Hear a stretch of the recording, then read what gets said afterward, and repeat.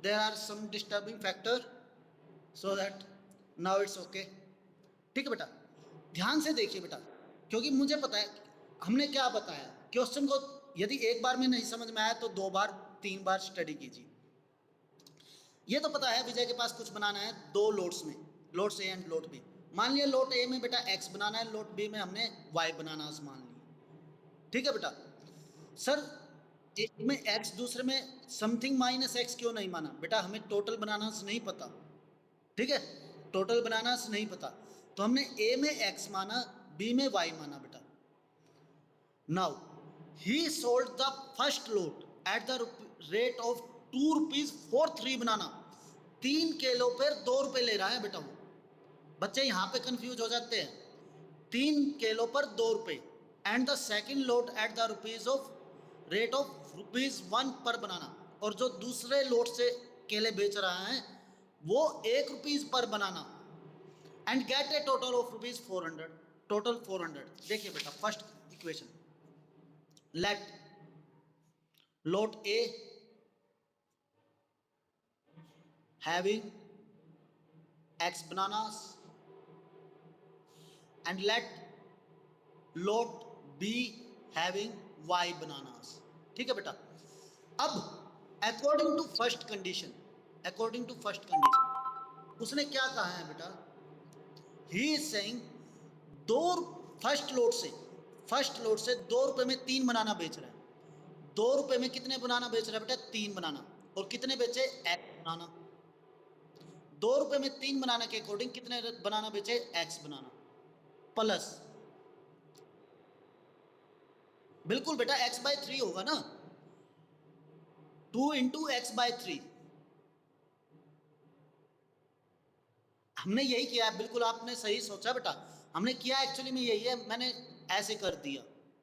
ठीक है, 2x/3, okay, that is 2/3। और वहां पे क्या बेच रहा है बेटा? 1 रुपए में 1 बनाना।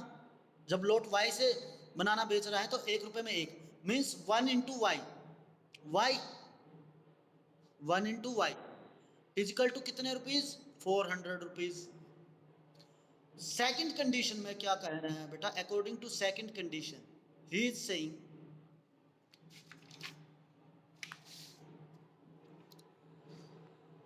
if he had sold first lot at the rate of ₹1 पर बनाना, पहले लोट पर तो ₹1 पर बनाना, तो यानी कि 1 × x that is x plus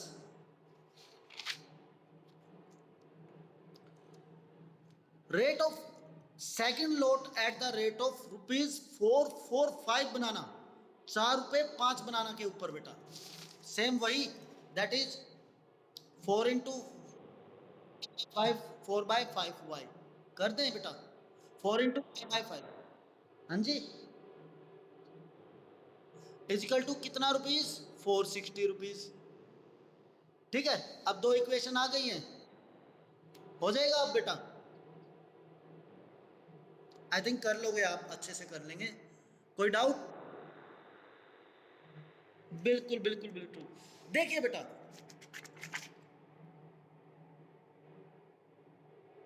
ये एक्चुअली क्वेश्चन आपके लेवल के अकॉर्डिंग पुटअप किया गया था। ठीक है, ये नहीं कि इतने हाई लेवल का आएगा, बट इसमें कुछ नहीं था, सिर्फ समझने वाली बात होती है बेटा। ठीक है, आपको खुद पता लग गया कि भाई ऐसा करना था। इक्वेशन, इसलिए हमने जब भी थर्ड चैप्टर किया था हमने कहा था सिर्फ इक्वेशन बना दीजिए बेटा, सम सोल्व हो जाएगा, इसलिए बार बार ये कर रहे थे। ठीक है, सिर्फ इक्वेशन पे कंसंट्रेट करना है, इक्वेशन बनी सवाल सोल्व। सेकंड, थर्ड और फोर्थ चैप्टर इक्वेशन बनी सवाल सोल्व, इक्वेशन बनी सवाल सोल्व। ठीक है, ओके, ऐसे चिंता मत कीजिए, और भी क्वेश्चन आएंगे बेटा, आपको और क्वेश्चन पुटअप कर दिए जाएंगे सो दैट आपकी प्रैक्टिस थोड़ा और अच्छे से हो जाए। इतने हाई लेवल के क्वेश्चन नहीं आएंगे, बट ये आपकी प्रैक्टिस के लिए हैं। ओके, ठीक है, आपको पता है रोजर फेडरेट को हराना है हमें। अब आता है, हाँ जी, कोई डाउट? आगे चले, ओके बेटा, जस्ट ए मिनट, एक सेकंड और। सबसे पहले बेटा लाइन एंड एंगल में आता है पॉइंट। पॉइंट होता क्या है? एक्सप्लेन करेंगे। जस्ट नोटेशन, ठीक है, ये पॉइंट क्या होता है, just notation. Notation sir confuse कैसे कहा जाएगा, पॉइंट को नोटेशन क्यों कहा? देखिए बेटा, ये कंप्लीट एक ब्लैंक पेपर है, मैं पढ़ाना स्टार्ट करूँगा आपको। I am want to teach, जहां मैं पॉइंट रख दूंगा आपका ध्यान कहाँ जाएगा, यहाँ पर नोटेशन, ठीक है। जहां हमारा पेन पुटअप होगा वो नोटेशन होती है बेटा। पॉइंट, पॉइंट एक्चुअली में क्या होता है, एक पोजीशन प्लस पोजीशन बेटा। पोजीशन आपको पता है, पोजीशन पॉइंट को कैसे रिप्रेजेंट किया जाता है। यदि हमने कहा बेटा 2 3, तो आप कहेंगे सर 2 और 3, there this is the position.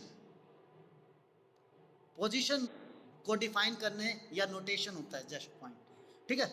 सबसे लोवेस्ट चीज जो होती है लाइन एंड एंगल में, सबसे पहले बात आती है बेटा पॉइंट। फिर सेट ऑफ ऑल पॉइंट्स, जब इनको ज्वाइन किया जाएगा बेटा, सेट ऑफ ऑल पॉइंट, तो ये क्या बनता है, this is line, it's form an line बेटा, ये लाइन फॉर्म करता है। तो सर क्या ये एक लाइन है, ये तो सेट ऑफ ऑल पॉइंट है, बताएंगे क्या ये लाइन है बेटा? बिल्कुल लाइन है, बिल्कुल सही आंसर बेटा, शाबाश। This is also a line, but in mathematics हम सिर्फ स्ट्रेट लाइन की बात करते हैं बेटा, स्ट्रेट लाइन की, ठीक है। इन मैथमेटिक्स हम स्ट्रेट लाइन की बात करते हैं, लेकिन ये नहीं कि ये लाइन नहीं है, बिल्कुल ये लाइन भी है बेटा, ठीक है। In all except mathematics language ये लाइन है। फिजिक्स, साइंस, कोई भी चीज़, एसएसटी, किसी भी सब्जेक्ट के according this is known as a line. Maths भी इसको लाइन बोलता है, बट उसको कर्व में कन्वर्ट कर देता है बेटा, ठीक है। ओके, ये कर्व बन जाता है, ओके। तो बेटा लाइन क्या होता है, इनफाइनाइट पॉइंट होते हैं दोनों तरफ, आपको पता होगा, this is extended into both the direction, ये दोनों डायरेक्शन में मूव करता है बेटा, ठीक है। यदि सपोज करो अब हम इस लाइन को यहां से कट कर दें बेटा, कट कर दिया, तो आपको क्या मिलेगा, एक तो ये पार्ट जो हमने कट किया, दिस पार्ट ए बी, ठीक है। एक आपको मिलेगा दिस वन, यहाँ ए मिल जाएगा। एक पार्ट आपको मिलेगा दिस वन, जो आपका बी होगा बेटा। इसको क्या कहेंगे, इस पार्ट को, this is known as line segment. Segment क्या होता है बेटा, एक पार्ट, सेगमेंट क्या होता है, एक पार्ट होता है बेटा, ठीक है, हिस्सा।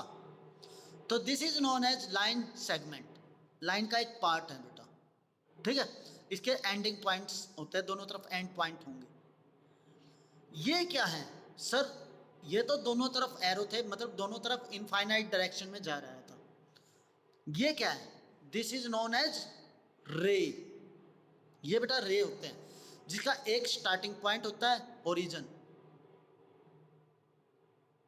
और there is no ending point, ending point नहीं होता बेटा।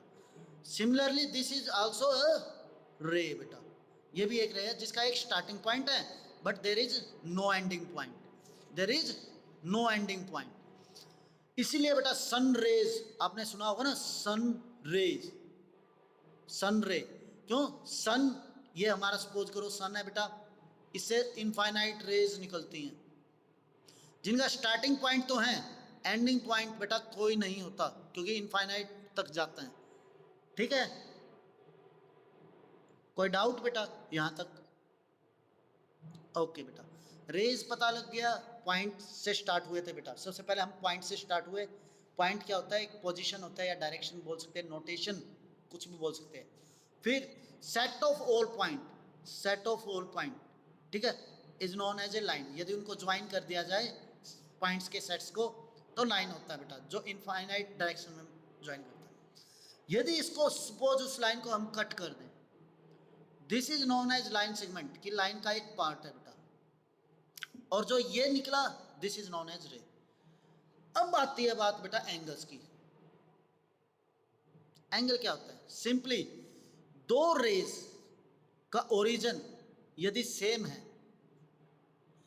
दो रेज का ओरिजिन सेम है, तो बेटा this form an angle in anti clockwise direction. Anti clockwise, clockwise direction बेटा, एंटी क्लॉकवाइज डायरेक्शन में जो फॉर्म होता है बेटा उसे एंगल कहते हैं, जिनका ओरिजिन सेम होगा, दो रेज जिनका ओरिजिन सेम है और ज्वाइन टुगेदर, तो वो बनते हैं बेटा anti clockwise angle, they form an angle. अब एंगल्स के टाइप क्या होते हैं बेटा? Acute angle, you know very well, acute angle आप कहेंगे sir less than 90। Right angle आप कहेंगे sir equal to 90। Obtuse angle, you know very well this term, greater than 90। straight angle, straight line angle आप कहेंगे sir 180। Reflex angle,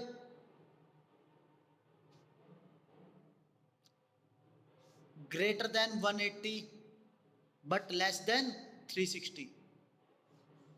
और complete angle, complete angle 360 degree. ठीक है बेटा, यदि पूरा राउंड कंप्लीट हो जाए तो this is known as 360 degree. अब बेटा इसमें कई बार पूछ लिया जाता है आपसे,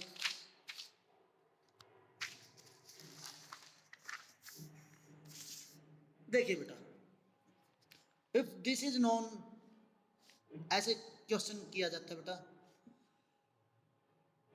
if this is 30 what is the reflex of angle 30, means angle R का रिफ्लेक्स क्या है बेटा? सपोज इस एंगल को नाम रख दिया बेटा आर, ठीक है, या थीटा।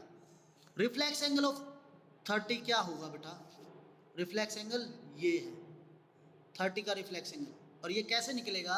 आप कहेंगे sir 360 minus 30 that is 330। 330 degree देखिए बेटा, 180 से अबोव है, बिल्कुल है, 360 से डाउन है, बिल्कुल है। तो किसी भी एंगल का यदि रिफ्लेक्स एंगल निकालना है, किसी भी एक्यूट एंगल का रिफ्लेक्स एंगल निकालना है, तो क्या किया जाएगा बेटा? 360 से उस एंगल को माइनस कर दीजिए। ओके, ठीक है सर, क्या फिर 180 एक रिफ्लेक्स एंगल है? 180 no, 180 not a reflex angle बेटा, 180 रिफ्लेक्स एंगल नहीं है, ठीक है, 180 रिफ्लेक्स एंगल नहीं है, वो स्ट्रेट लाइन एंगल है। 180 से अबोव और 360 से डाउन, 180 से अबोव और 360 से डाउन रिफ्लेक्स एंगल होते हैं बेटा। अब कुछ एंगल्स में प्रॉपर्टीज होती हैं बेटा, यदि सपोज करो हमारे पास ये दो रे हैं, ये टू रेज हैं बेटा, दिस रे, दिस फॉर्म एन एंगल। यदि एक कॉमन रे इनको डिवाइड करती हैं, एक कॉमन रे इनको डिवाइड करती है बेटा, तो ये सपोज करो एंगल 1 है, ये सपोज करो एंगल 2 है, this one is angle 1, this one is angle 2। तो angle 1 and angle 2 are known as adjacent angle, adjacent angle बेटा, एंगल 1 और एंगल 2 को एडजेसेंट एंगल कहा जाएगा, ठीक है, angle 1 and angle 2 are known as adjacent angle. अब सपोज करो ये एंगल ऐसे हो बेटा, एडजेसेंट, देखिए ये नहीं कि एंगल, यदि ये रे ऐसे आ जाए बेटा, एंगल 1 और angle 3 are not adjacent angle, angle 1 and angle 3 are not adjacent angle, yes, angle 2 and angle 3 are adjacent angle बेटा, but angle 1 and angle 3 are not adjacent angle. Adjacent angle के लिए क्या कंडीशन होती है बेटा?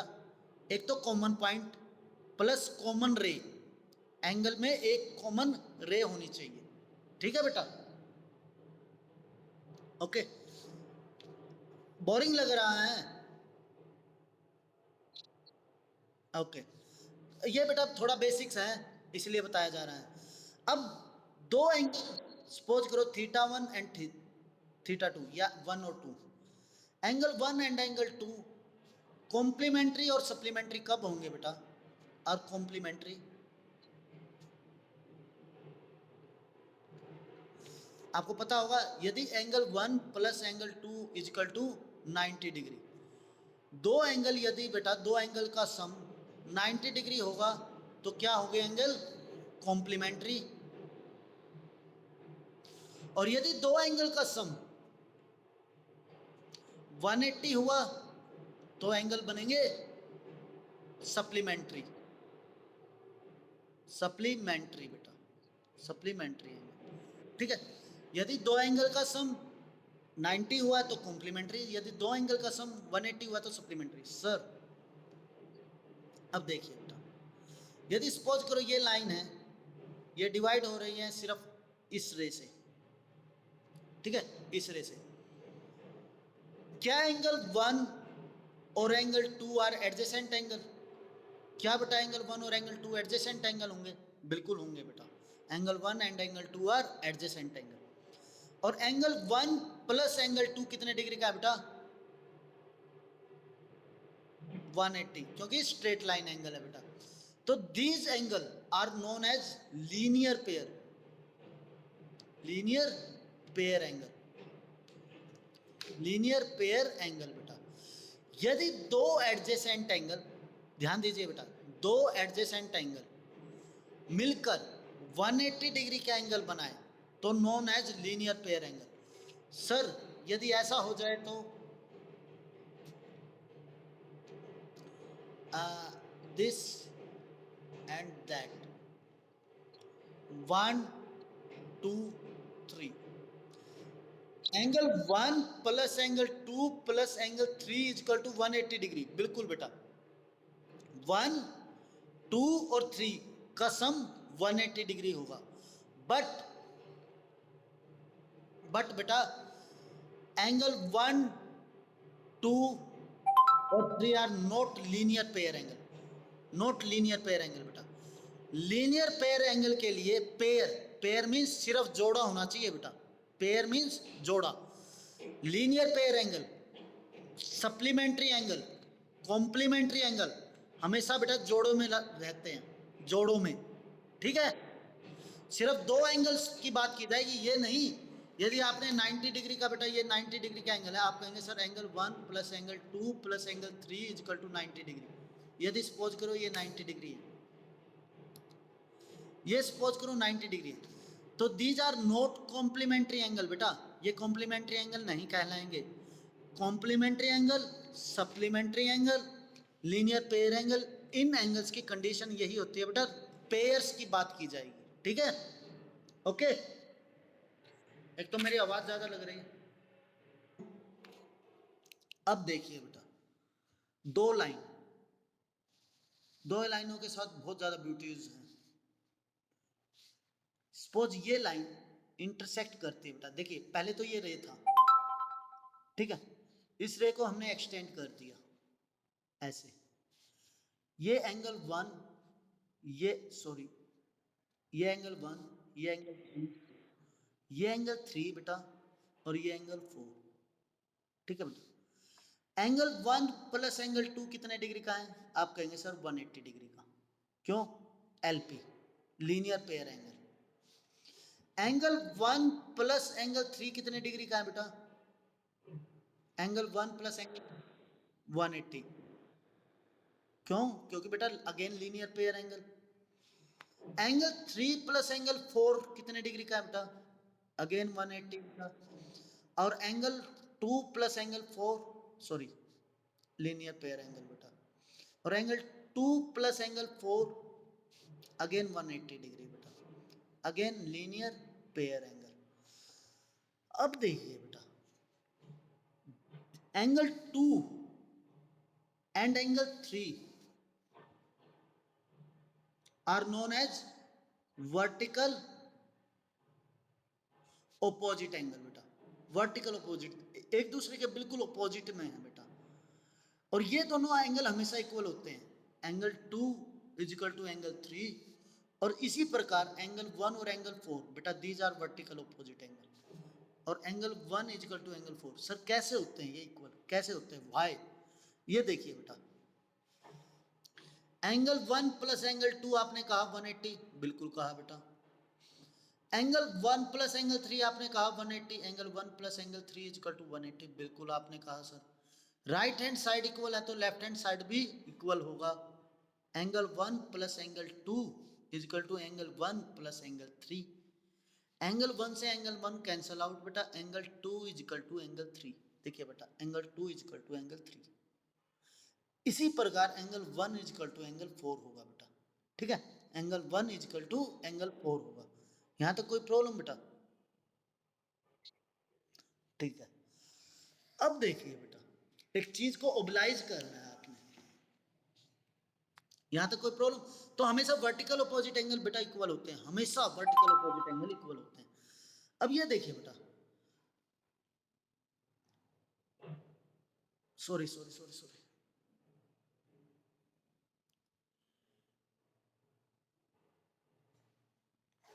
ये line क्या है बेटा? बिल्कुल बेटा, पैरेलल लाइन। पैरेलल लाइन की क्या क्वालिटी होती है बेटा?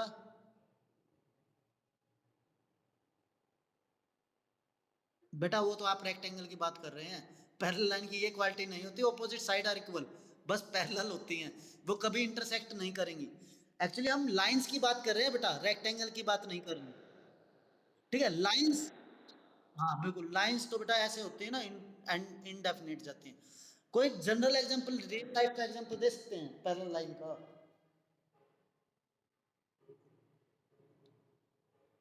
हाँ जी, बोलो बेटा, पैरेलल लाइन का कोई भी रियल लाइफ एग्जांपल।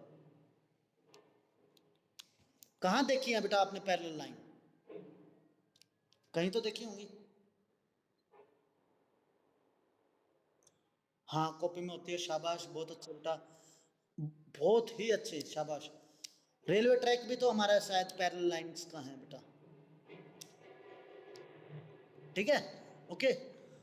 और कहीं जो हमारे बाहर वायर्स लगी हुई हैं वो भी पैरेलल होती हैं बेटा, जो ये बिजली देखी होगी आपने। ठीक है, चलो ठीक है बेटा। अब ये देखिए बेटा, ये सपोज करो आपका 60 डिग्री का एंगल है, ओके, ये 60 डिग्री का एंगल है, इसके पैरेलल एक लाइन ड्रॉ करता हूं मैं।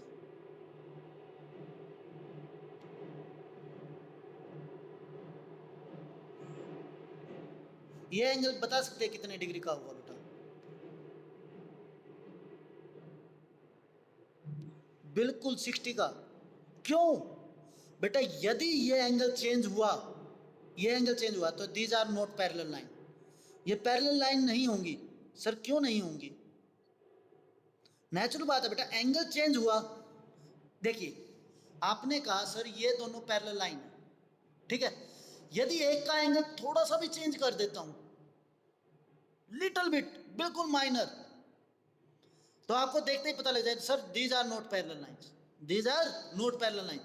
माइनर मींस 60 का सपोज करो मैंने 59 भी किया ना बेटा, 59 भी किया, तो आप तभी ऑब्जर्व कर जाएंगे सर नहीं, these are not parallel lines, ये कहीं ना कहीं जाके इंटरसेक्ट होंगी। ठीक है बेटा, कहीं ना कहीं जाके इंटरसेक्ट होंगी। पैरेलल लाइंस की क्वालिटी यही होती है बेटा, किसी भी एक लाइन के साथ इक्वल एंगल बनाएंगी, ओके। क्योंकि यदि ये एंगल चेंज हुआ तो क्या होगा? ये एंगल चेंज हुआ तो क्या होगा बेटा? बिल्कुल बेटा, बिल्कुल बिल्कुल, ये कहीं ना पैरेलल नहीं रहेंगी फिर ये। अब सपोज करो बेटा, इसको भी मैंने एक्सटेंड किया और इसको भी एक्सटेंड किया, ठीक है, दिस लाइन को क्या कहा जाता है बेटा? This line is known as transversal line, कहा जाता है ना ट्रांसवर्सल लाइन, ट्रांसवर्सल। ठीक है बेटा, जो दो पैरेलल लाइन को कट करती हैं वो ट्रांसवर्सल लाइन कहलाती हैं। यहां तक कोई प्रॉब्लम बेटा? अब देखिए, आप ही बताएंगे, ये 60 है तो ये कितने डिग्री का एंगल होगा बेटा? बिल्कुल, ये कितने डिग्री का एंगल होगा बेटा? शाबाश। ये कितने डिग्री का एंगल होगा बेटा?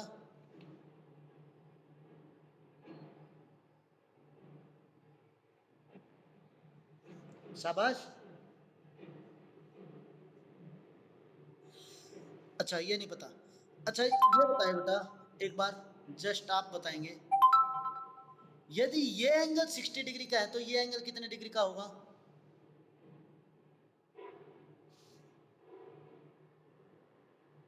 बिल्कुल, क्यों होगा?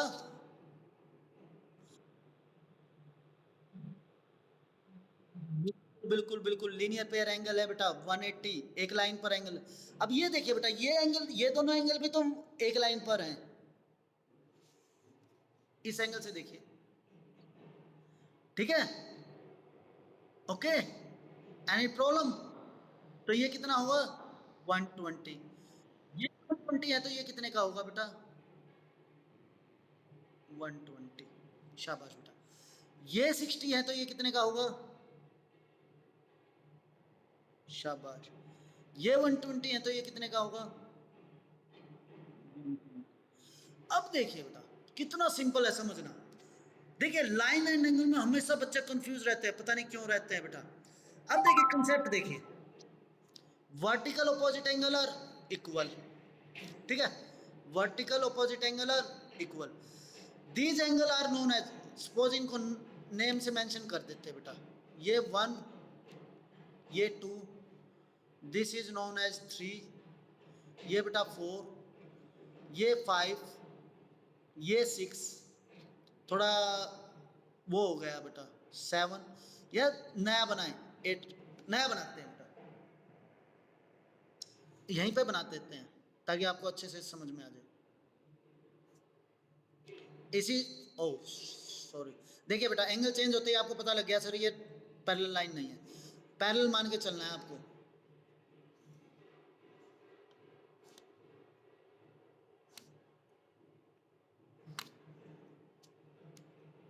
वन, टू, थ्री, 4, 5, 6, 7, सॉरी 7 और 8 बेटा।